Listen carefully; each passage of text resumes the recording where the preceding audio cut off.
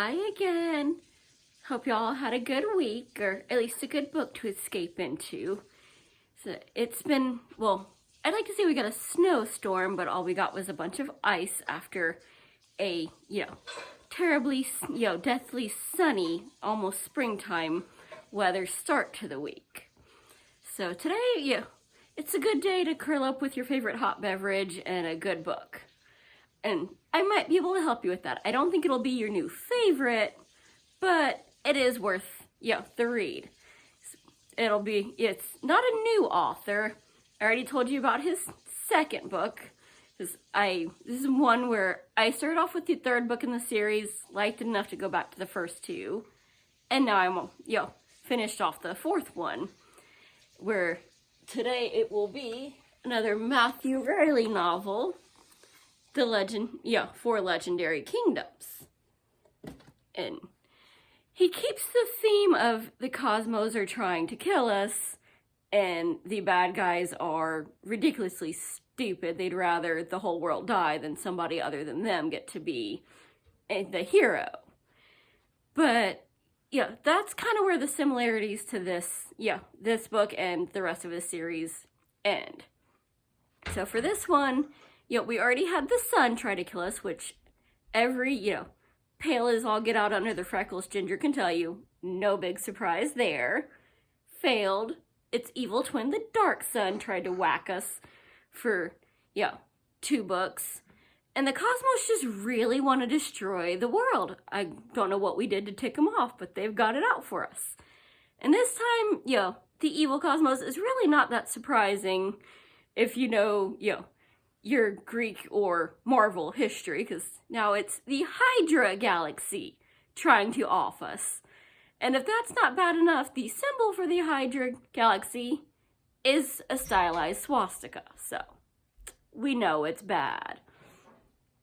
And that's about where, we've got our similarities, and it kind of ends from there. Normally, he's got to find some stones and do some, mystical ritual, which is basically, all right, we're gonna stick some stone inside another one and it's gonna change its properties so that it reflects this deadly energy if we place it at the right place at the right time.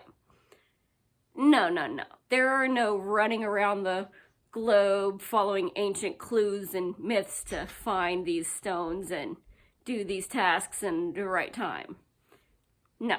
This time, our hero and a couple of his buddies get kidnapped, and he wakes up in a dungeon with some minotaur trying to kill him. And it turns out that's the first task of what is essentially like medieval, Olympics to the death. Kind of, if Olympics and gladiators got together, this is what you'd end up with.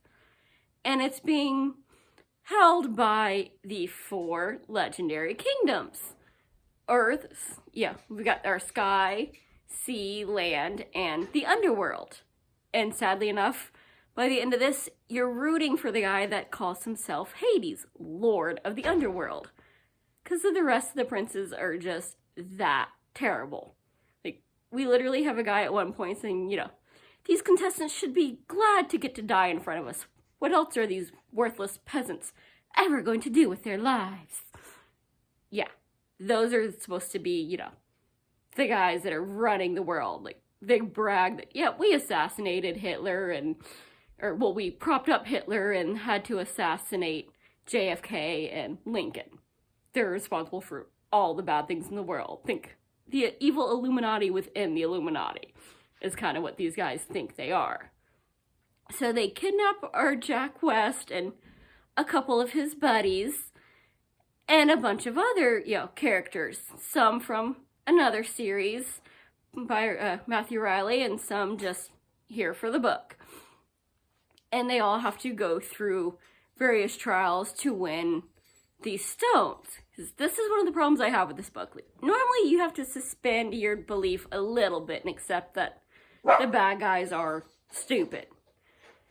No, this time you have to, win these challenges, and we're gonna kill the other people that we kidnapped along with you if you die, because if we don't, then the stones will know that we just picked them up and placed them somewhere and that they weren't won. And if, you know, the stones don't send out the message that somebody is good enough to win them, then the Hydra galaxy is just going to continue on its path and kill us.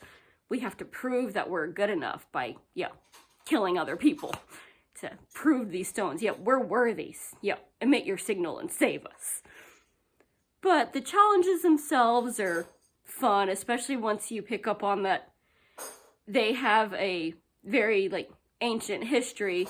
Like, some of our myths about Hercules and Gilgamesh, they're supposed to have actually been real. It's just the things that, the myths say they did have been a little exaggerated, but they were actually the initial trials that they had to go through to stop this from happening millennia ago. So it's not just these guys that are evil. They've been evil since, humanity existed and have been pulling this stunt. So we've got all of that, going on. They have to, at one point they have essentially a dragway race to the death. There's straight up gladiator battles where, and they even get to fight with and against the Minotaurs. And some guy that's Mephisto, who is tattooed head to toe to look like a red devil, has a pitchfork and all, trying to kill our contestants along the way through their, various trials to win these 9 stones.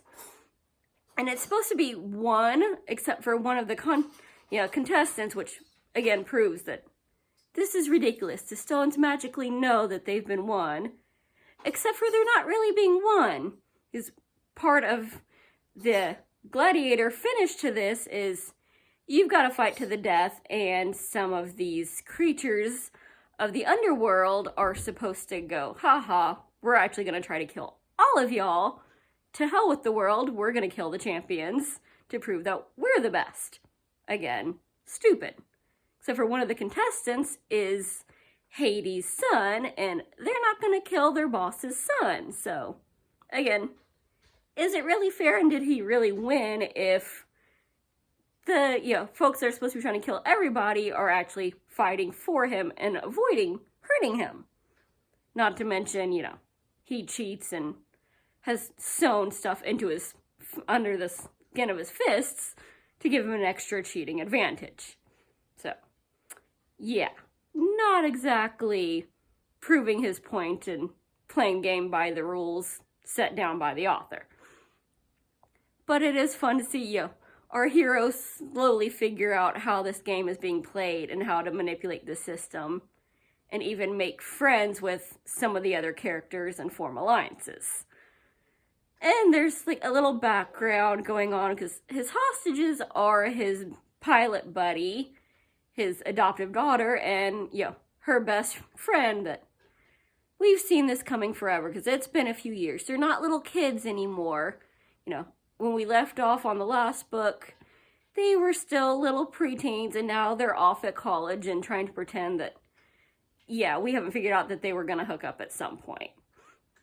She's trying to still pretend that she likes somebody else, but we all know what's up. And so they've all been kidnapped, and along with the pair of doggies, so they better be safe, because I'm going to be pissed if he hurts the doggies. Just gotta have priorities. Come on now, folks. So, and, if any of the people that are in this contest die, their hostages also get killed. Because, it's run by evil people. What'd you expect? But along with this, they try to break out with the help of some of the Minotaurs. Because, evil isn't actually evil. It comes out that they're just kind of a Neanderthalish throwback. And they're actually not that bad. So, it's weird. You start rooting for the bad guys by the end of this book. Just not the guys that admit that they're bad guys. So, we've got all of that going on, and it is kind of fun seeing how he's going to win everything. Because we know he's got to win. It's a 7-part series. You can't kill off everybody. He has killed quite a few people, and there's some nice foreshadowing leading towards the next book, which I've already read it. Trust me, he redeems himself with the next installment. So you do want to finish this one, because it has some nice little foreshadowing that Jack and Zoe finally, get married. And the only reason she doesn't get kidnapped along with the rest of the family is she's off, exploring under the sea. That's not gonna come up to be anything. And it does. It's awesome. But she's, gone up until the end of the book, where we also get to meet Jack's famous, mysterious mother, who is a force to be reckoned with, and definitely my favorite part of the book. And thankfully, she's also in the next novel. So, if you can handle some, extreme suspension of, belief, you've got some nice action going on, a little bit of mythology, and it is fun seeing how, Satan becomes the good guy and you're rooting for the Minotaurs. So, and nice little, just, not gonna be a favorite, but just a fun, have some action and make a good movie, enjoy it in your head read. So, I hope you've had some fun with this. Hopefully, if you were eyeing this book or not eyeing it, now you can make a better decision other than just the blurbs on the back. And have a good week. Happy reading. Bye.